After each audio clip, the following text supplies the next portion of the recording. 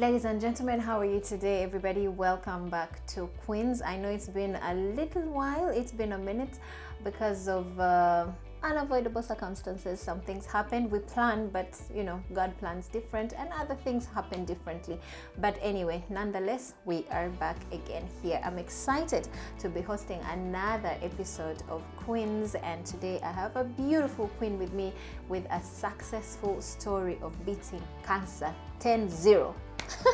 So she's going to be telling us more about her story, but first let's have a look at her journey, how it started and where she is right now. We'll be right back.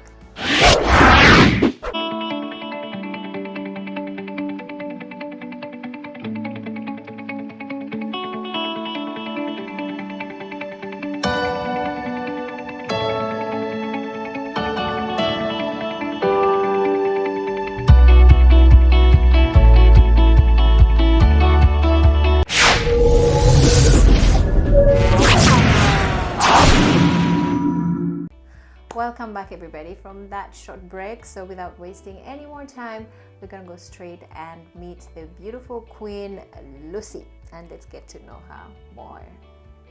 Hi Lucy. Hey, How are you, darling? I'm all right.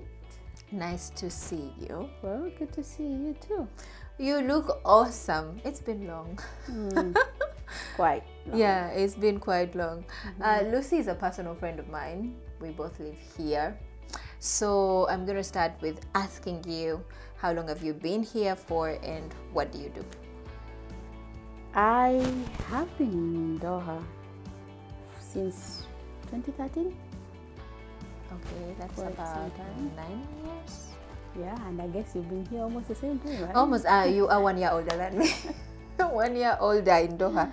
Not older than me in age, but 1 year older in Doha. I think I'm going to be 8 years around May, something like this. Yeah, I'm going to be 9 years in June. Wow. So, yeah, it's been Some time. some time. But originally, where are you from and how did you come to Doha? So I am from Nairobi. I came to Doha for work. That was a limousine. I think it was the first company in Doha that introduced lady limousines. Exactly. Yeah. So You don't find so many lady drivers in Doha, actually. If I must say, I think you are the only one I have seen. And when I tell my friends that I have a friend who is a lady limousine driver in Doha, everyone is like, "What? Are you serious?" Because I've never seen any. yeah. So how come? How did you get this? It went through my brother. May he so rest in peace. We used to work together at a salon in Kenya. So you would work at the barber shop and then I'll be at the salon. Wow.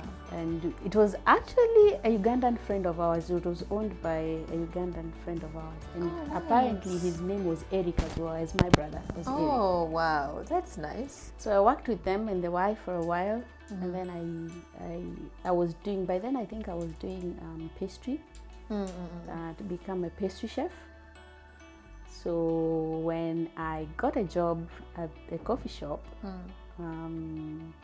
I quit the salon. Wow. But then it didn't pay him as much, and then I had all these responsibilities coming up, and you're looking at it and all this, and I was like, this is not really paying me enough. So it wasn't a passion for you, it's about money. You were looking for money. So the Ugandan friend of ours called my brother and he's like, "Hey Eric, do you know anyone that has a Kenyan driving license?" And he was like, "Oh, call Lucy, she has." Then he called me and he was like, "Can you meet me tomorrow and give me your documents?" I mean, I had traveled before for missionary work and all that with the church, the volunteer thing. Okay. But were you driving in Nairobi Just actively? it was just for deliveries. If in case we did not have anyone to deliver, because I was the head chef.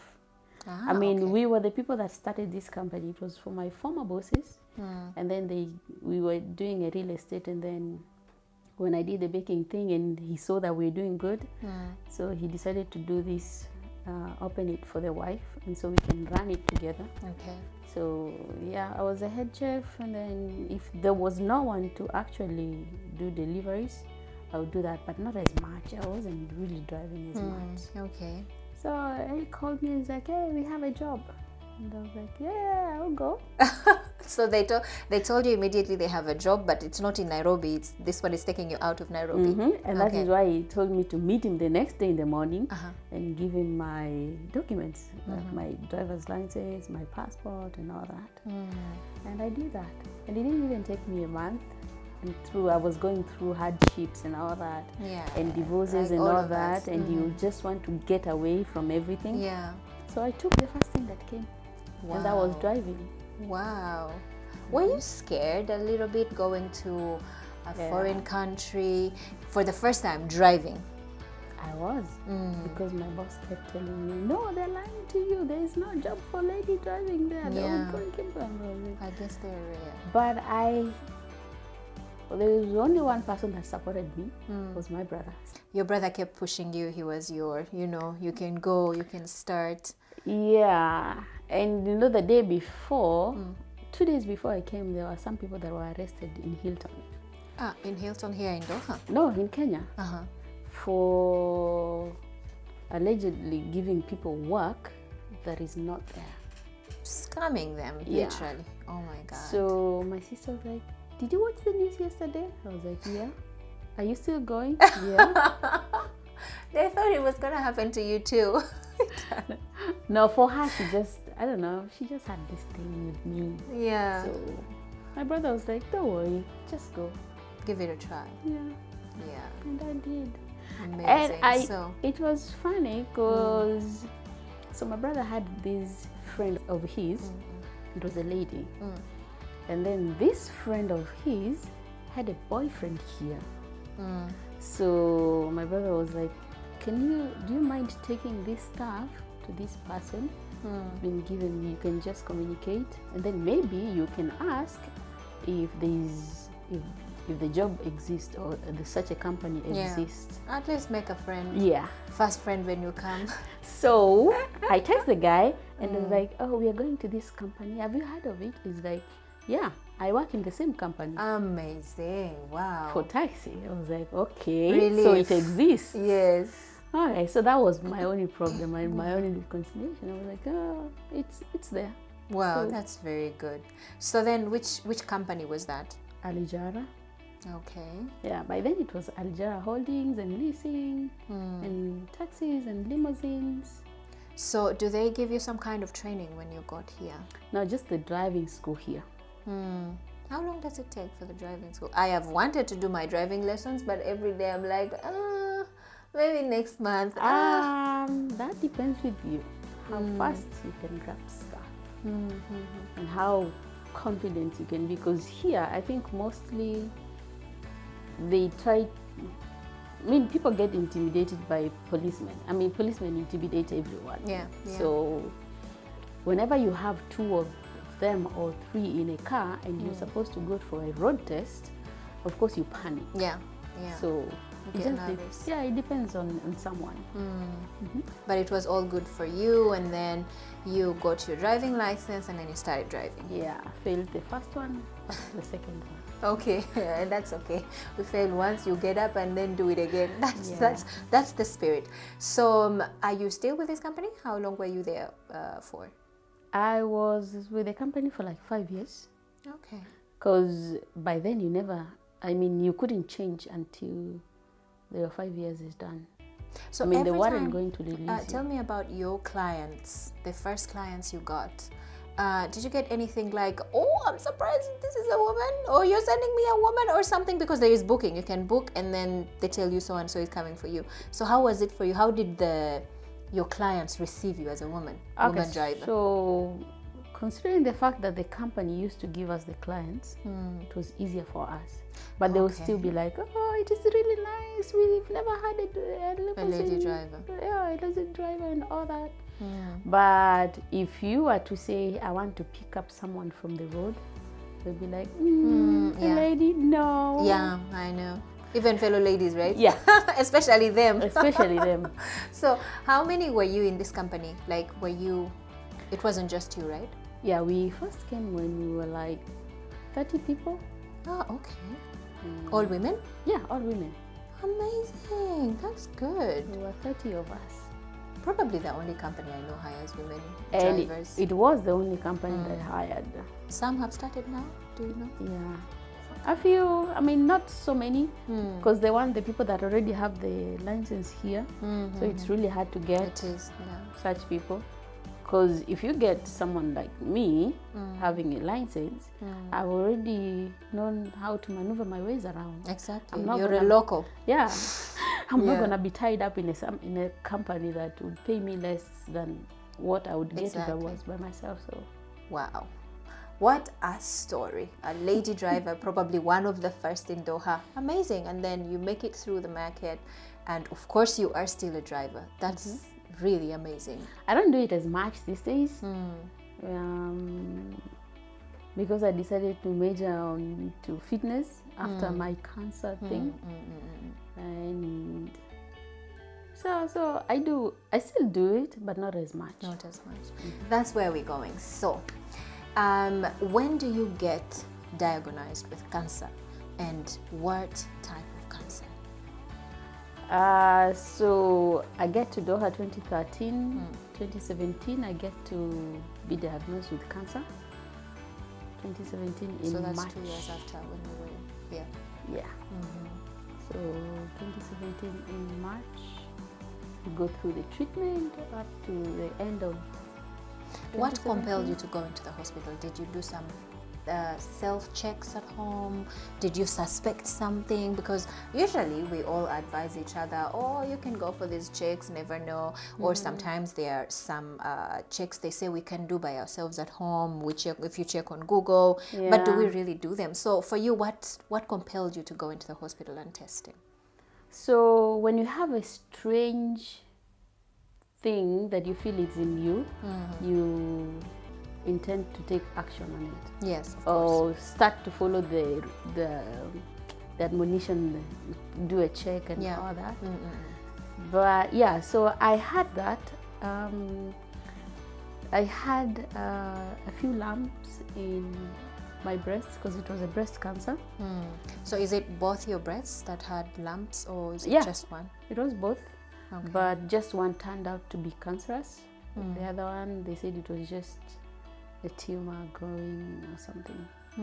And I don't know, I wouldn't say food per se. I wouldn't say less active person because I wasn't less active.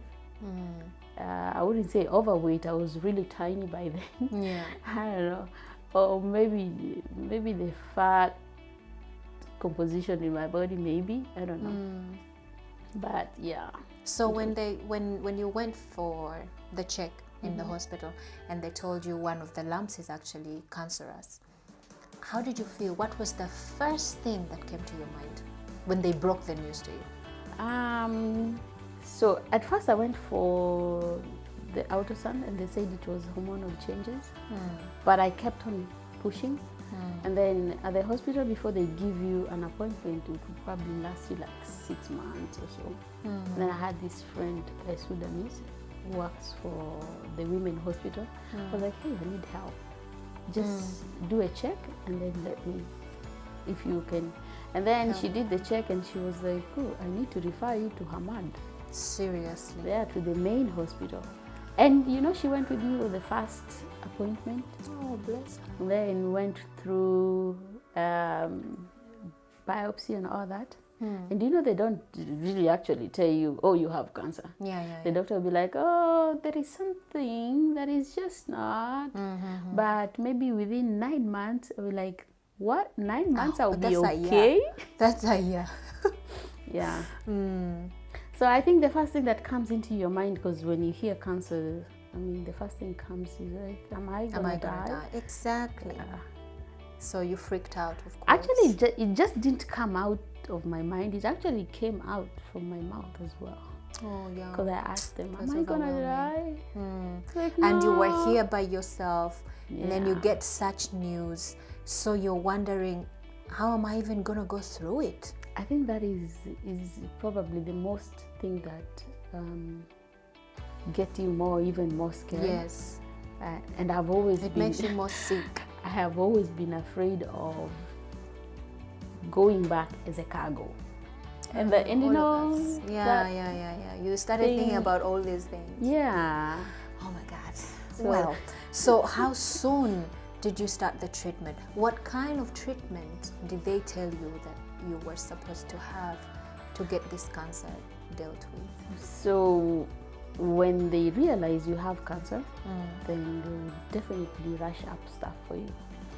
You go for biopsies, you go for x-rays, you go for CT scans, you go for mammograms, and then after they've confirmed, they put you on medication immediately.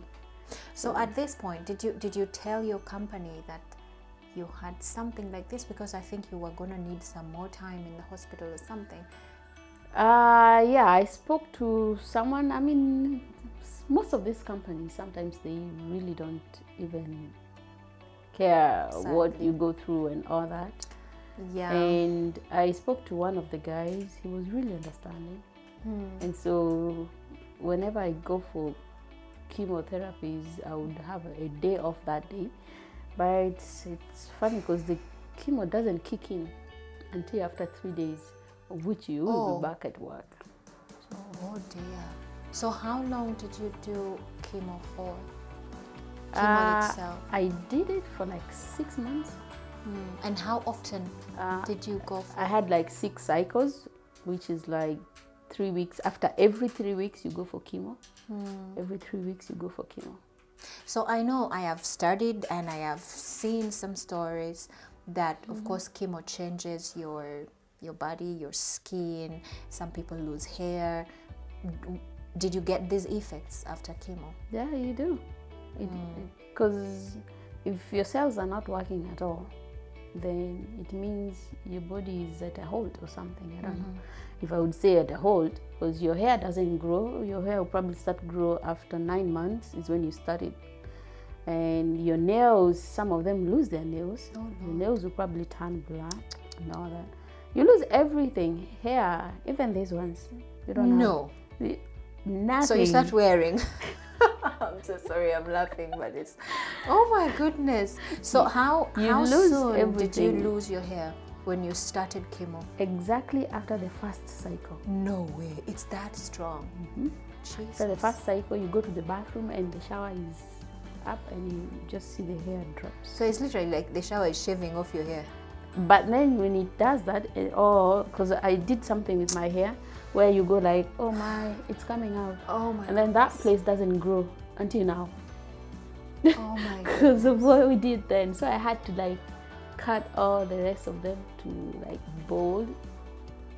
You didn't freak out when you saw your hair coming out? You're like, oh my God. I knew with cancer it has to bring that. So you start seeing your hair falling. I'm sorry, I had to laugh. It's sad and it's funny as well. I mean, in my own language, we say ebyennaku bisekera, as in some sad stories. You just find yourself laughing about it sometimes.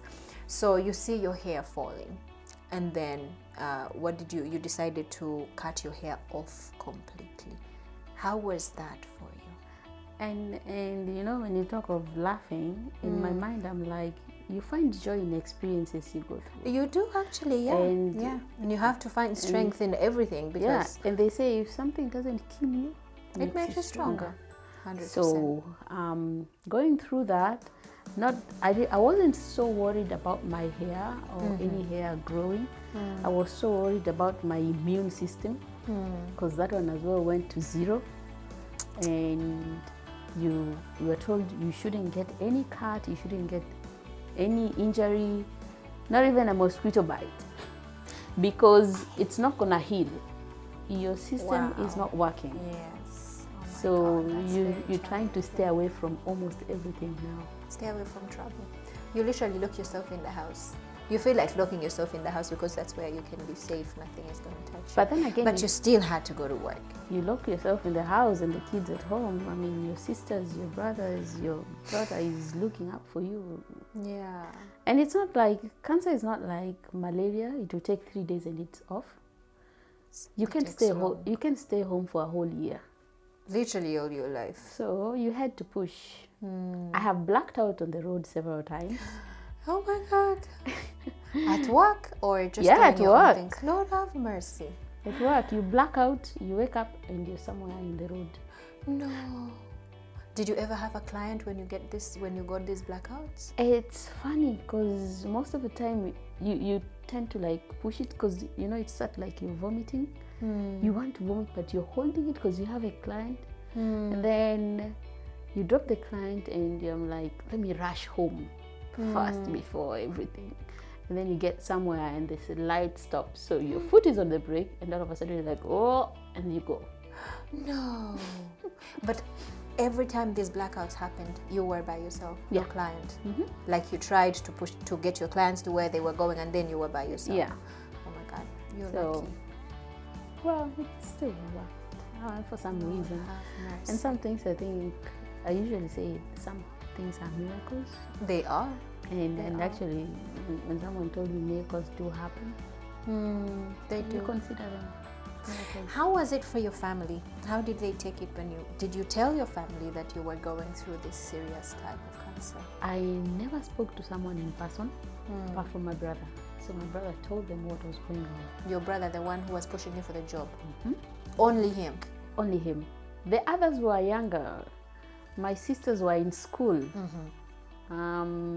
It was just me and my brother, and then the others were younger. So we don't have parents. So it was just me and him. So if, What did he do? What did he do to, support you? Or did he ever come to visit you, or were you talking on the phone every day or something? he would check up every day. Check up on me every day. But being that far, there is so little you can do other than just a phone call. Yeah. There wasn't much he could do. So I understand As you much have he a was little willing. girl. Yeah, and he was the one taking care of him. Oh, Of her. So how old was your daughter at that time? 2017, she was 5. Very young. Did she ever get to see you in this condition? Yeah, she did after my radiotherapy. And how were you looking at that time? After radiotherapy, you look like a burnt barbecue because you can't wear anything. Oh Lord have mercy, Lucy, you're making this funny for me, okay? I'm not supposed to be laughing. Oh my God. But it's funny because when people go through cancer, Burnt barbecue. yeah, when people go through cancer, you expect them to be thin and skinny and all that. Exactly, yeah. I gained a lot of weight.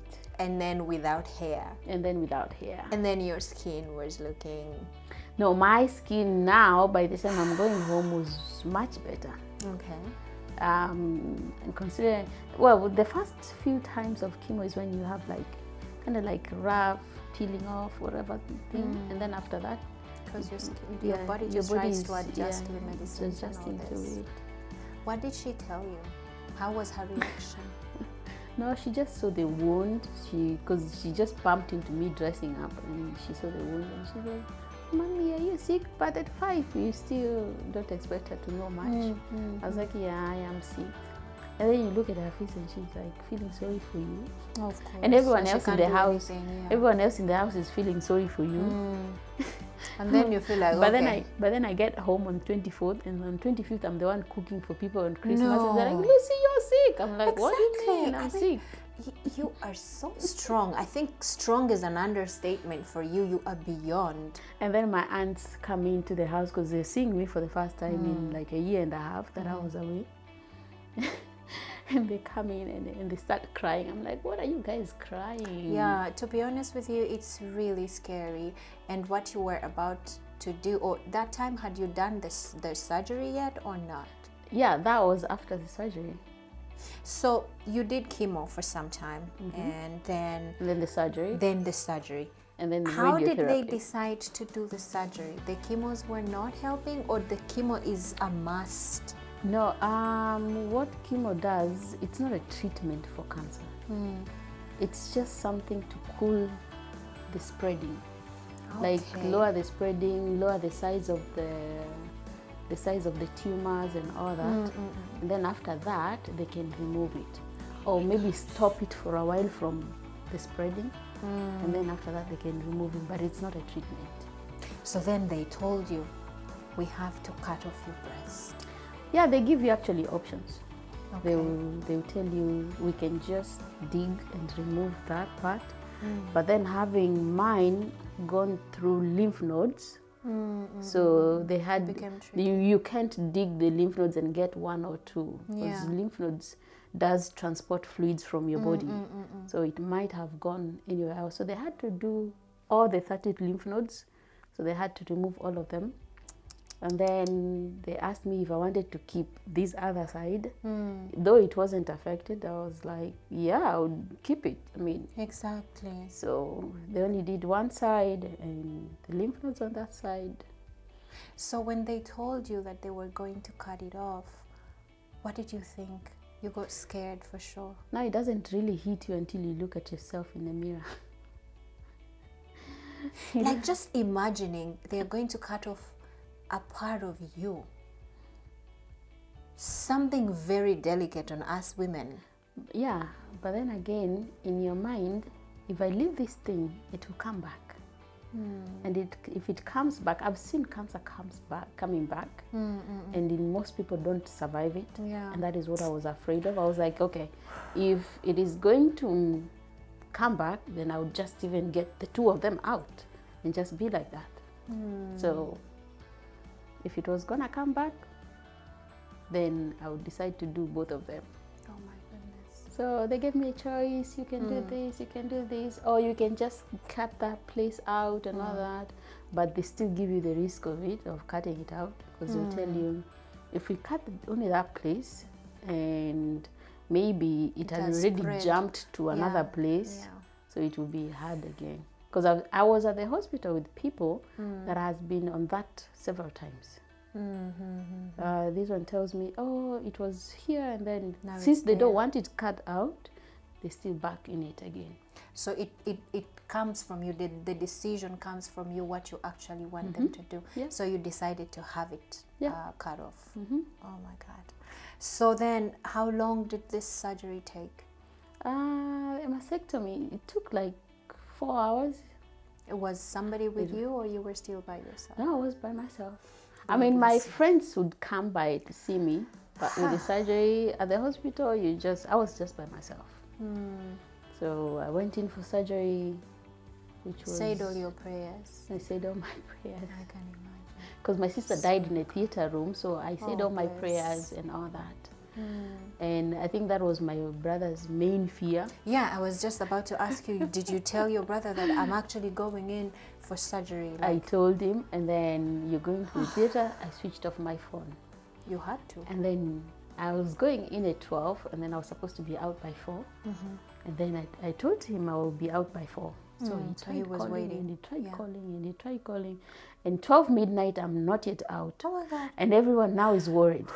So My friends are the at the surgery hospital. took longer, or was it the process of you waking up? I think they did a lot of anesthesia. Yes.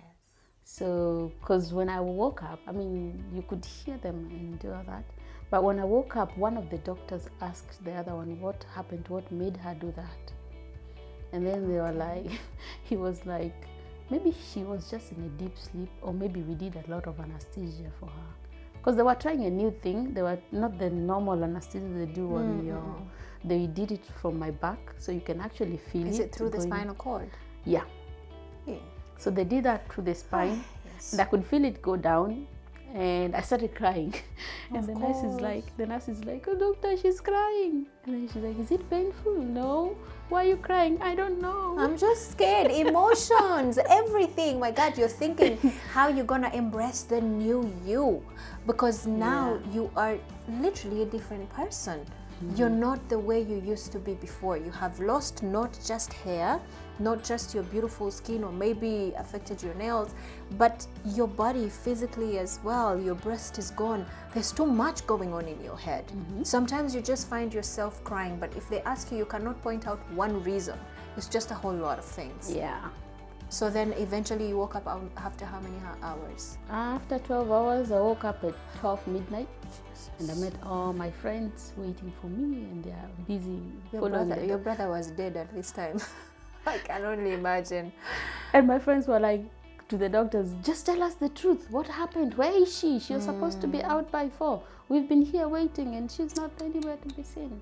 And for my surprise, even a representative from the company came for the first time.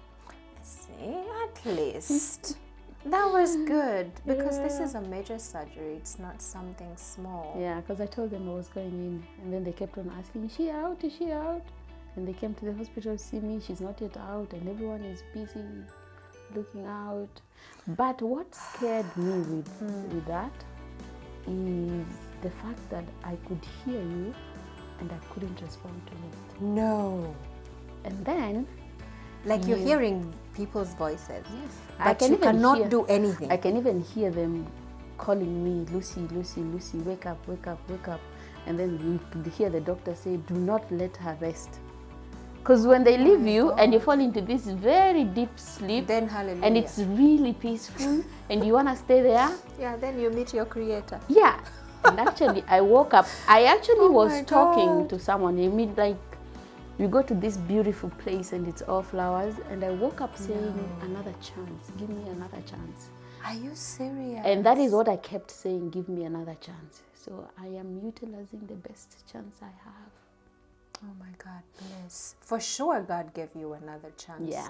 A lot of people go into theaters and they don't come back alive. Mm-hmm. Wow. And I said, I will never cry doing this. That? Yeah, I know. Oh, God bless you. Oh my goodness, this is a tough story, but you are very strong, and I bless God that you pulled through. And for sure it was God. You know, there are so many things that God does for us, but we do not even realize. Yeah. But it comes to a point in your life where you're like, it's not my might, it's not my power. This can only be God. Yeah, it comes at a point where, because I remember I used to do Zumba then, and my Zumba instructor came to see me, and he's like, hey Lucy, I am not going to tell you it's okay, because it's not. Oh, it's not, for sure. But we can go through it together. Wow. And she also made it whatever to go through, I mean, every Zumba thing and all that, and the dances and the classes. Wow. So when you come out of the theater and you look at yourself, how was your body like? Like, paint a picture for us. All bandaged, all closed up in cotton? Yeah, so I had this cotton passing through here. Both of them? Yeah. Literally. On both of them, because, yeah. But it also had, I had a tube coming out from here, of which I had to walk with it for almost 2 weeks. So I used to carry, and they give you a bag that you can carry the tube in. Like people who go through dialysis and all, because because the drainage, you have to let out the drainage and all that. Oh my gosh. And I mean, it was really hard the first time when I wanted to go out and you don't know what to do. Yeah, like how to dress up. Yeah. So you want to how to fill the gap.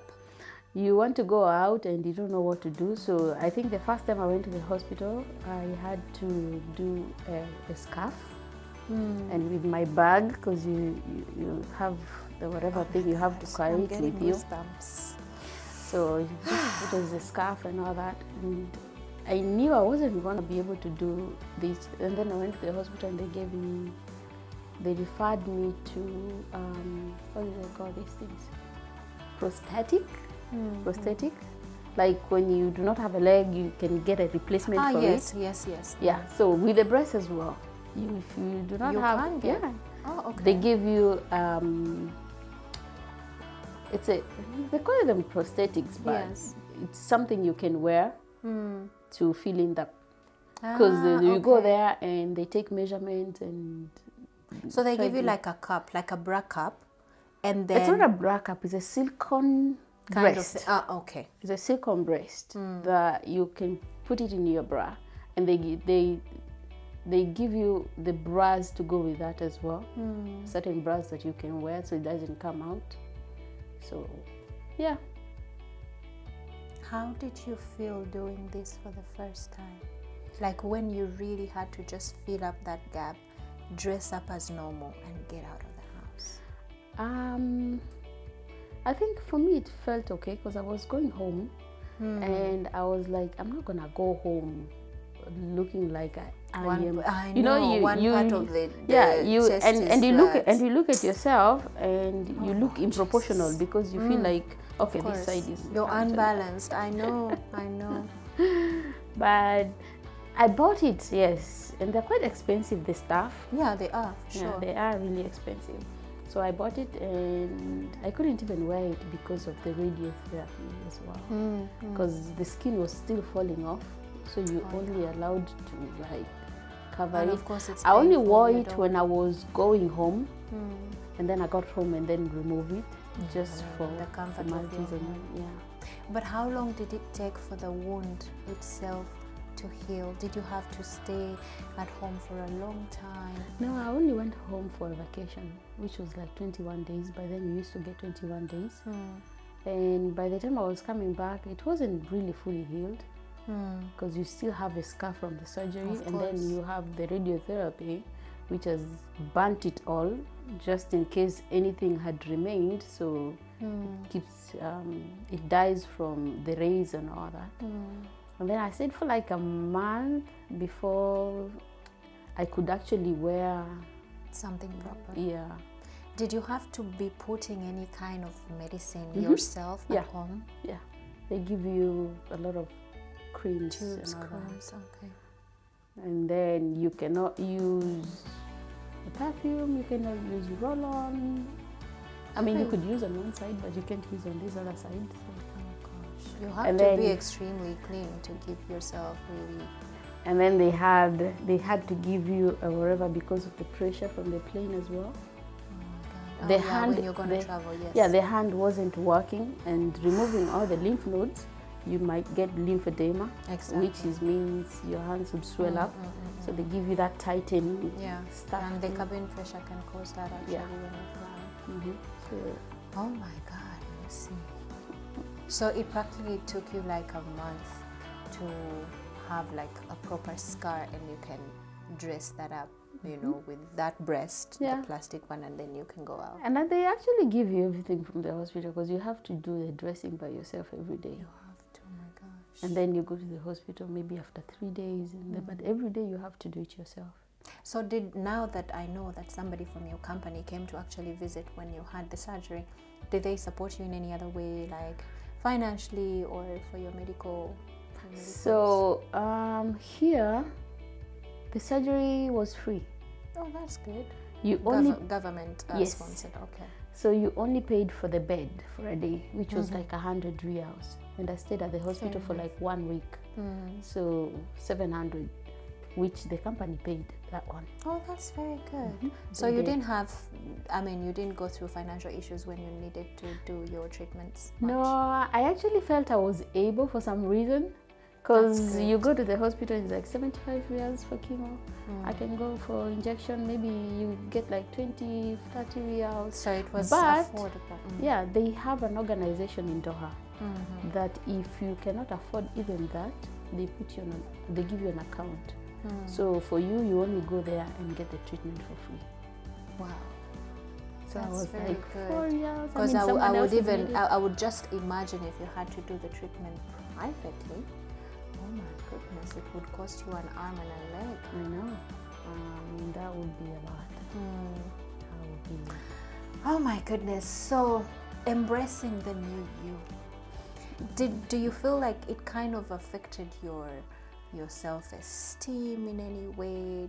I mean, how did it affect you in general? For some time, it did. It did, and you look at yourself and it's like, Where's the beauty? yeah. I mean, do I want who is gonna like me with one breath? Yeah. And then I saw someone at one of the TV stations in Kenya that had all of them removed. I'm like, oh, okay. So I'm much better than this person. But again, in my mind, I was like, it feels better when you don't have both of them because you don't have to worry about stuffing the other side, you know? You're so funny, really. Yeah, because you don't have to stuff the other side. So, I mean, it feels much better when you just, and then, and then I'm like, I'll be free from bras and all this. But at some point, you get used to it. And in your mind, I'm like, whoever likes me will like me the way I am. This is me. And I remember, I remember when I was first dating, I'm like, first of all, I have to tell you this. Are you serious? You didn't get scared of breaking it to the man? No, I wouldn't even tell you what I've gone through. I'll be like, I have one breast. Are you going to like me with that or not? Are you serious? So, Lucy, and then tell me about the response this person gave you. The first person you told this. No, they were like, just, it's okay. I mean, someone that is not there to stay as well. Yeah. They don't really. Now, my husband now, he's like, do you think I like you because of your looks? Or because of what you are? Or because of your body and all that? No. Oh, that's comforting. Okay. Wow. Did you get scared at one point to break it to your friends that, you know, I went through this and I lost one of my breasts? Did you ever get scared? Did you didn't want to tell them? Did you want to keep it to yourself or something? No, I actually wasn't scared.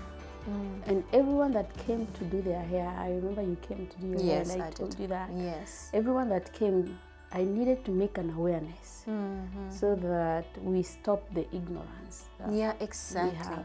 And that's one thing that I want to applaud you for, because a lot of people want to think, oh, my privacy is very important.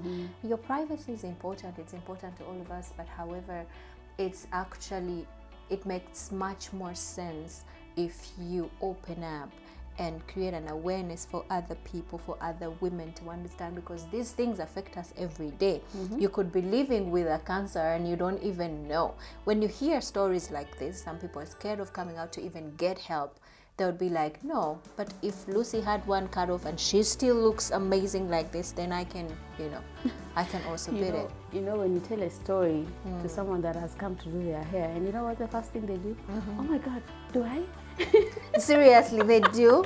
You know, actually for me, when you told me, because we're friends, I knew you before, and then I was like, Lucy.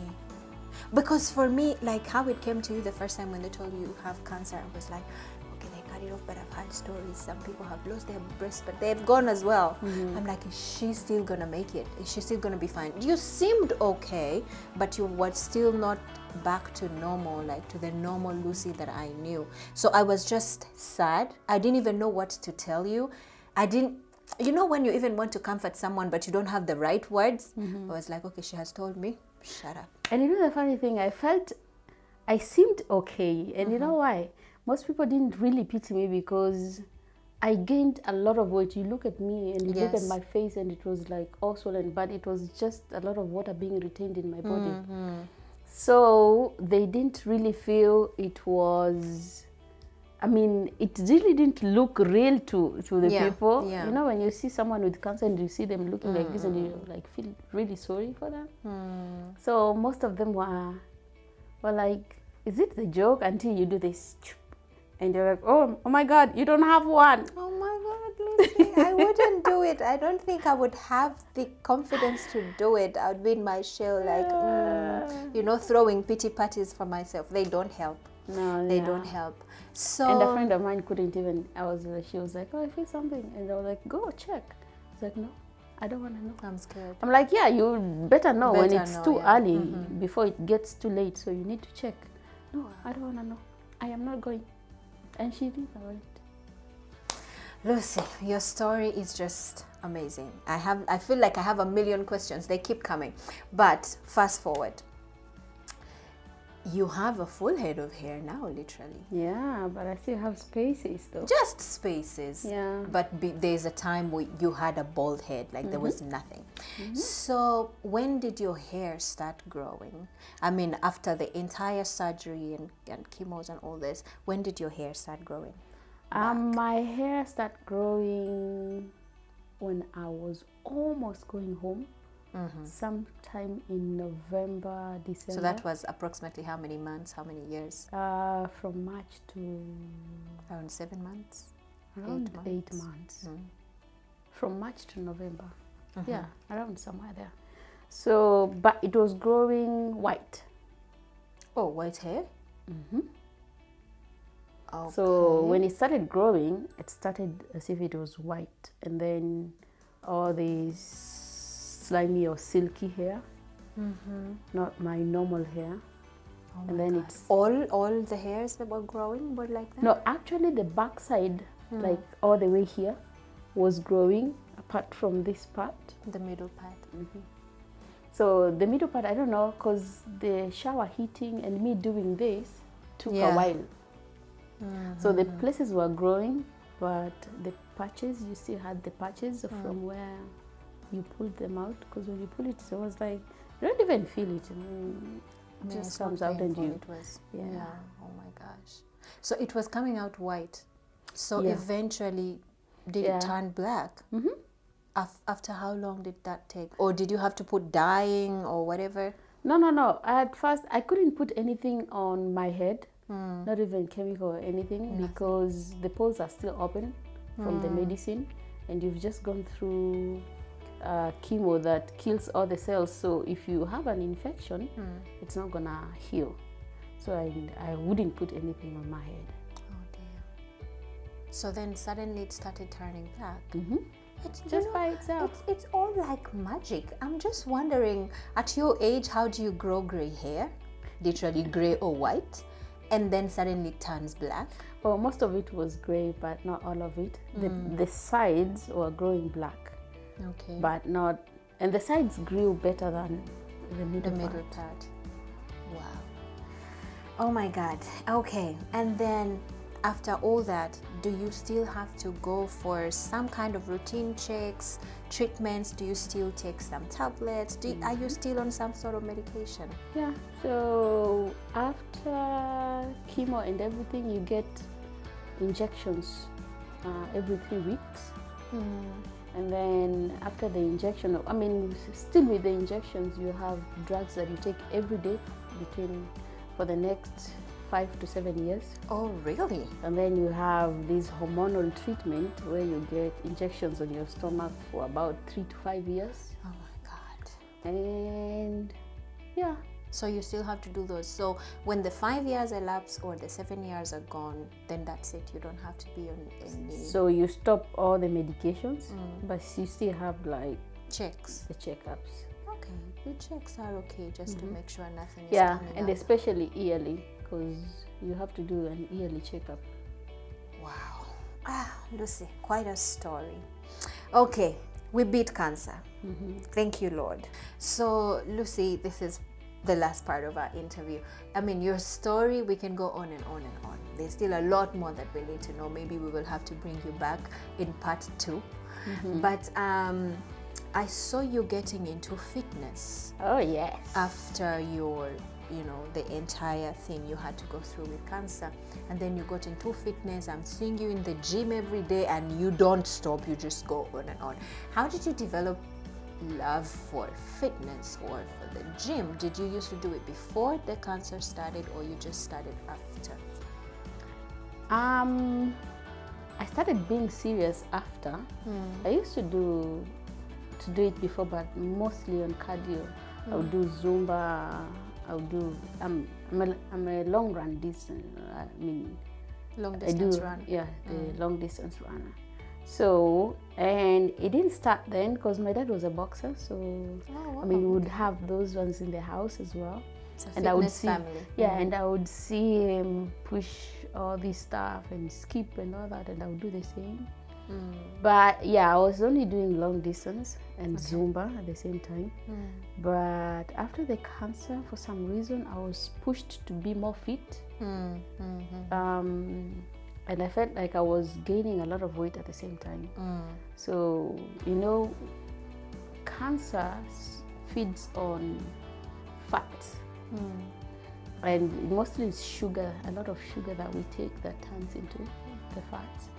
And with gymming, you get more lean and get more muscle than the fats. Yes. So I decided I wanted to keep more fit, and it worked out well. Live healthy. And and you start loving it.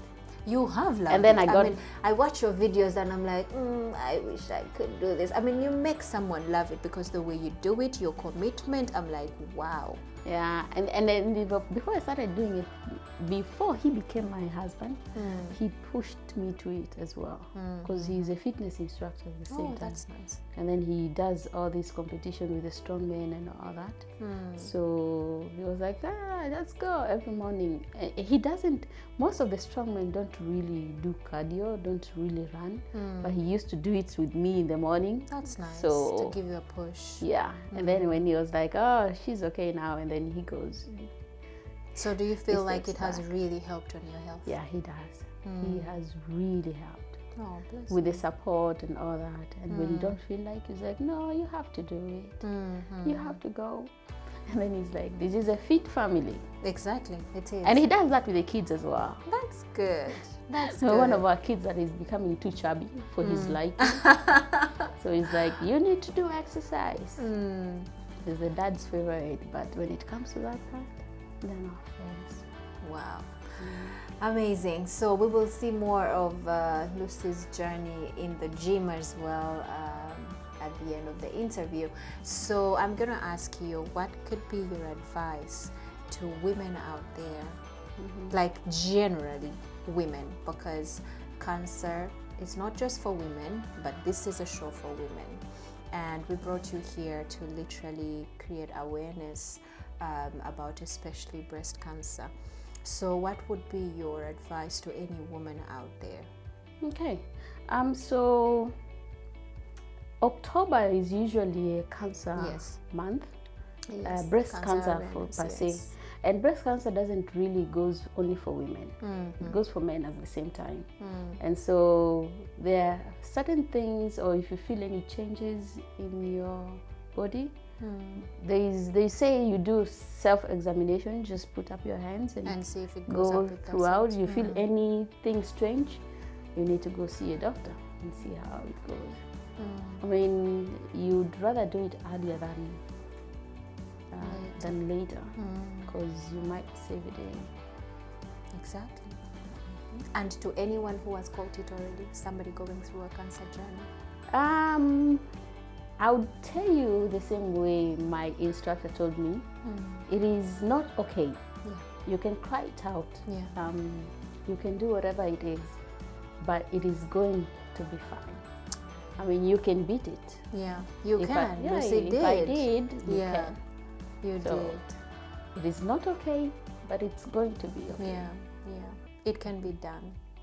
Yep. Wow. Thank you very much, Lucy. I cannot thank you enough for sharing your story, for not minding so much about your privacy, but also minding about other people's health and wanting to help somebody out there.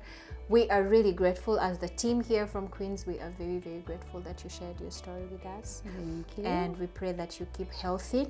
Well, thank you for the Keep opportunity. gymming. Everyone has to keep healthy and gymming. Oh, and exercise. I mean, just walking. They say you need to get 10,000 steps a day. That makes you a very fit person. Just 10. Oh, I will do that. I'm going to the park after here. Thank you so much, Lucy. That was it from our beautiful Queen Lucy, all the way from Nairobi. Yes, it's not easy beating cancer, but it's beatable. She is not the first successful story. There are so many out there, but Lucy, the difference is Lucy came out to share hers, and we are so grateful. I hope that you have learned something. Please do those self-checks for yourself, or if you suspect something, if you cannot do the checking yourself, please go and see a professional doctor and have yourself checked. Not just for breast cancer, it can be anything else. We all need to keep healthy. We all need to keep healthy. Thank you so much for keeping it here at Queens. We will see you in the next episode. God bless you so much, and you know that we love you. See you next time. Bye-bye.